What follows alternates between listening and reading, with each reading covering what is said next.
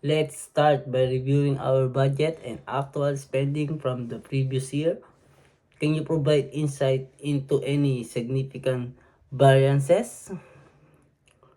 Considering the expansion, have there been any change in our income or any new expenses we need to be aware of? Let's revisit our financial goals. How well, how well are we aligned with our objectives? And are there any adjustment needed? If there are discrepancies, let's discuss how we can modify the budget to better meet our financial goals. Are there specific organizational needs that the budget should address? Let's ensure our financial plan supports our overall objectives. Do you see any areas where we might be leaking funds unnecessarily? Let's identify and address those to optimize our budget. Regular reviews are crucial. How can we implement a system to ensure our budget stay dynamic and responsive to change? Let's discuss the capital budgeting technique we can apply, especially considering the break-even analysis.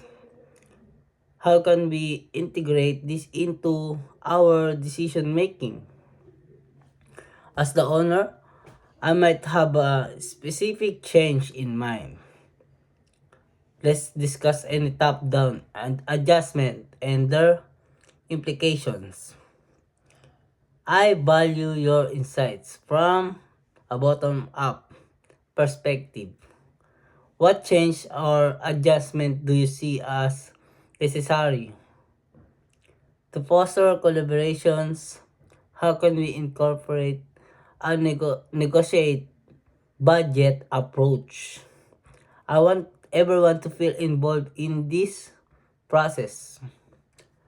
For critical information, I believe face-to-face meetings are effective. How can we organize this to ensure everyone is on the same page?